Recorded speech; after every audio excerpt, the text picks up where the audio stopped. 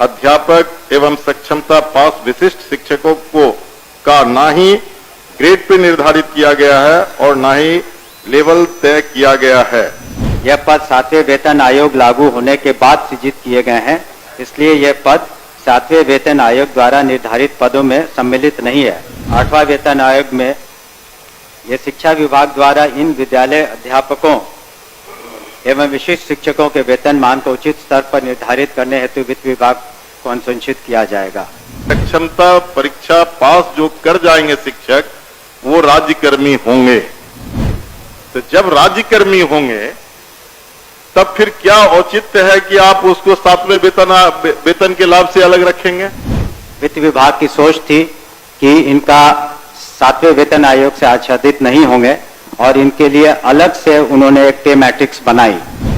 जब वो सरकारी कर्मी आपने घोषित किया है, तब सरकारी कर्मी के बराबर उसके समकक्ष 7वां वेतन क्यों नहीं देना चाहती है, ये हम जानना चाहते हैं। तो अध्यक्ष महोदय, राज्य के सरकारी विभागों में राज्य कर्मियों को अपने पद के अनुसार उसे 7वें वेतन आयोग के तहत मूल वेतन के साथ ग्रेड पे दिया जा रहा है और लेवल भी निर्धारित है, जबकि बीपीएससी टीआर1, बीपीएससी पीआर2, बीपीएससी टीआर3 द्वारा चयनित अध्यापक एवं सक्षमता पास विशिष्ट शिक्षकों को का ना ही ग्रेड पे निर्धारित किया गया है और ना ही लेवल तय किया गया है। सिर्फ नियोजन के तहत वर्ग 1 से 5 के अध्यापकों को एवं विशिष्ट शिक्षकों को 25,000, वर्ग 6 से 8 के अध्यापक को 28,000, वर्ग 9 से 10 के अध्यापक एवं विशिष्ट शिक्षकों को 31,000, वर्ग 11 से 12 के अध्यापक एवं विशिष्ट शिक्षकों को 32,000 रुपया मूल वेतन दिया जा रहा है, जो 7वें वेतन आयोग से बिल्कुल अलग है, जिसके कारण भविष्य में अध्यापक एवं विशिष्ट अध्यापकों को 8वें वेतन आयोग के लाभ से वंचित रहना पड़ सकता है, जबकि उक्त शिक्षकों को भी राज्यकर्मी का दर्जा प्राप्त है। अतः उक्त शिक्षकों के हित में पद के अनुसार शिक्षकों को ग्रेड पे तथा लेवल निर्धारित करने हेतु हम सदन के माध्यम से सरकार का ध्यान आकृष्ट कराते हैं। माननीय मंत्री शिक्षा विभाग। अध्यक्ष महोदय, वस्तु स्थिति यह है कि पंचायती राज संस्थाओं एवं नगर निकाय संस्थाओं द्वारा नियुक्त शिक्षकों को समान कार्य के बदले समान वेतन देने से संबंधित माननीय सर्वोच्च न्यायालय में दायर SLP-C संख्या 20/2018 बिहार सरकार एवं अन्य बनाम बिहार माध्यमिक शिक्षक संघर्ष समिति एवं अन्य के साथ दिनांक 10/5/2019 को पारित आदेश, जिसमें माननीय उच्च न्यायालय के द्वारा समान कार्य के बदले समान वेतन देने हेतु पारित आदेश को निरस्त कर दिया गया है। राज्य सरकार पंचायती राज संस्थाओं एवं नगर निकाय संस्थाओं द्वारा नियुक्त शिक्षकों को बेहतर वेतन एवं सेवा शर्त हेतुकृत संकल्पित रही है। राज्य सरकार ने सहानुभूति पूर्वक इन शिक्षकों को 1/9/2020 से EPF योजना, जिसमें राज्य सरकार के द्वारा लगभग 5% अंशदान दिया गया है, से आच्छादित करते हुए दिनांक 1/4/2021 से 15% का वेतन वृद्धि किया गया। पुनः राज्य सरकार द्वारा स्थानीय निकाय शिक्षकों को बेहतर सेवा शर्त एवं वेतन प्राप्त हो के परिप्रेक्ष्य में बिहार विद्यालय विशिष्ट शिक्षा नियमावली 2023 अधिसूचित किया गया। नए शिक्षकों के नियुक्ति हेतु बिहार राज्य विद्यालय अध्यापक नियुक्ति स्थानांतरण अनुशासनिक कार्रवाई एवं सेवा शर्त नियमावली 2023 अधिसूचित किया गया। सरकार द्वारा इन दोनों नियमावली से नया पद सृजित किया गया। यह पद 7वें वेतन आयोग लागू होने के बाद सृजित किए गए हैं, इसलिए यह पद 7वें वेतन आयोग द्वारा निर्धारित पदों में सम्मिलित नहीं है। सरकार द्वारा सरकार के अन्य बहुत सारे पद सृजित किए जाते हैं जो 7वें वेतन आयोग में सम्मिलित नहीं होते हैं। इन दोनों नियमावली के तहत वर्ग 1 से 5 के शिक्षकों को 25,000, वर्ग 6 से 8 के शिक्षकों को 28,000, वर्ग 9 से 10 के शिक्षकों को 31,000 एवं वर्ग 11 से 12 के शिक्षकों को 25,000 प्रारंभिक वेतन निर्धारित करते हुए पे मैट्रिक्स का निर्धारण किया गया। उक्त नियमावली के तहत शिक्षकों को बेहतर प्रोन्नति का लाभ दिया गया। अगले संभावित जो वेतन आयोग 8वां वेतन आयोग में ये शिक्षा विभाग द्वारा इन विद्यालय अध्यापकों एवं विशिष्ट शिक्षकों के वेतन मान को उचित स्तर पर निर्धारित करने हेतु वित्त विभाग को अनुशंसित किया जाएगा। महोदय, मैं पूरे वक्तव्य को मैं सुना। सरकार बीपीएससी का एग्जामिनेशन लेकर के सरकार ने घोषणा किया कि वो राज्यकर्मी होंगे। दूसरी बात की सरकार ने ही घोषणा किया कि सक्षमता परीक्षा पास जो कर जाएंगे शिक्षक वो राज्यकर्मी होंगे। तो जब राज्यकर्मी होंगे तब फिर क्या औचित्य है कि आप उसको 7वें वेतन के लाभ से अलग रखेंगे, उस श्रेणी में नहीं रखेंगे? क्यों उसको राज्यकर्मी का दर्जा देते हुए और राज्यकर्मी की घोषणा करते हुए उस लाभ से सरकार क्यों वंचित रखना चाहती है, ये मैं जानना चाहता हूं। माननीय मंत्री। अध्यक्ष महोदय, इसमें जो विचार विमर्श किया गया वित्त विभाग से, ऐसी बात नहीं है कि सहानुभूति तो पूरी रखी गई। एक और आंकड़ा मैं पढ़ना चाहूंगा सदन के सामने। वर्ष 2003 में जो नियुक्त प्रशिक्षित शिक्षा मित्र थे, प्रारंभ में उनका नियत वेतन प्रति माह था 1500, जो वर्तमान सकल वेतन प्रति माह हो गया 31,340।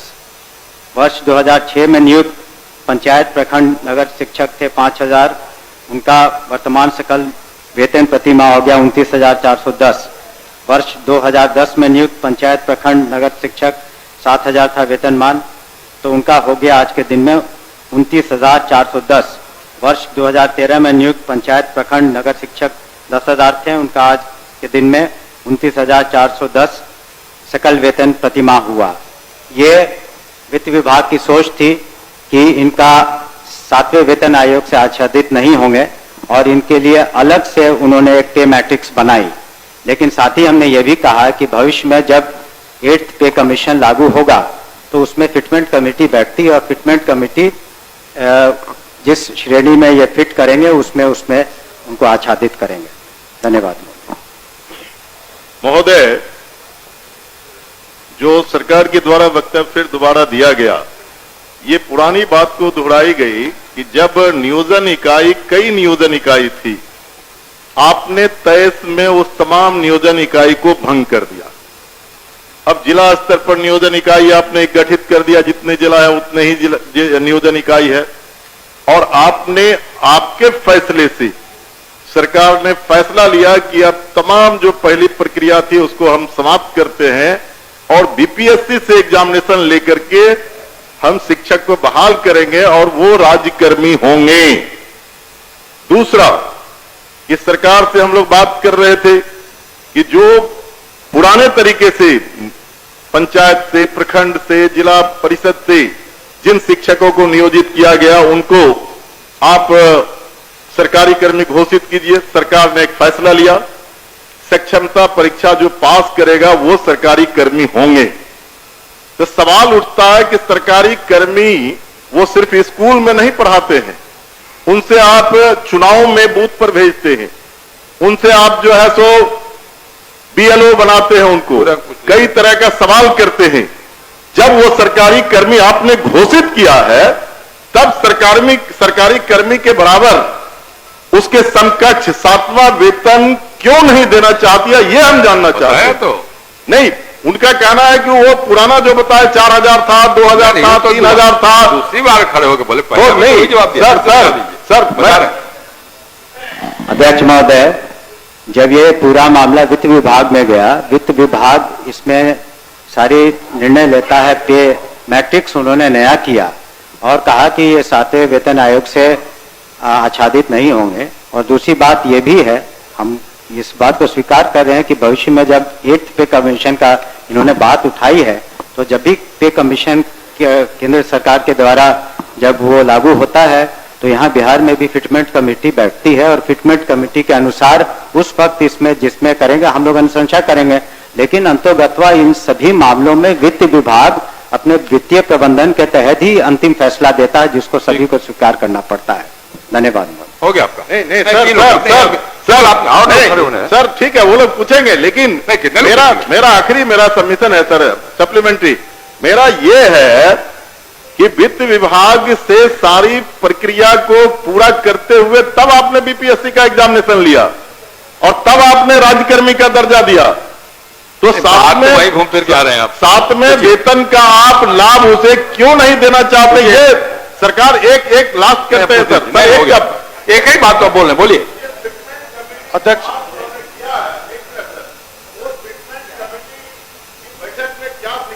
इन मुद्दों को रखा जाएगा। कह तो रहे हमने तो कहा ही कि जब एक कमीशन का जो उसमें फाइंडिंग्स आएंगी, तब बिहार में जब फिटमेंट कमेटी होगी तो अलग अलग विभाग का उसमें टेकअप किया जाता है, तो उस वक्त विचार किया जाएगा निश्चित रूप से। धन्यवाद। मुकेश जी। अध्यक्ष महोदय, वर्ष 2023 में नियोजित शिक्षकों को महागठबंधन की सरकार में राज्यकर्मी का दर्जा दिया गया था। महोदय, और ध्यान रखना चाहिए। जो शिक्षकों के हित में उनके पद के अनुसार ग्रेड पे और उनका लेवल जो तय करना है, वो सरकार कब तक देने का विचार रखती है? यदि राजेश जी, देने का विचार राजेश जी, रखती है तो कब तक, नहीं तो क्यों? देखिए, एक ही बात हो रही है। आपके पनोरमा ग्रुप, जो सोचता है वो करता है। ये लो मुंह मीठा करो, आज मैंने अपना जॉब छोड़ दिया, अब हम पूर्णिया वापस जाएंगे। जॉब छोड़ दिया है? मतलब ये घर कैसे चलेगा? हम करेंगे क्या? और माँ बाबूजी क्या बोलेंगे? इसलिए मैं एक और मिठाई का डब्बा लाया। अपने बिजनेस के लिए लोन अप्रूव हो गया। अरे लोन अप्रूव हो गया वो तो ठीक है, लेकिन पूर्णिया में हम रहेंगे कहाँ? अपना घर भी तो नहीं है वहाँ। इसलिए तो एक और मिठाई का डब्बा अलग से लाया हूं।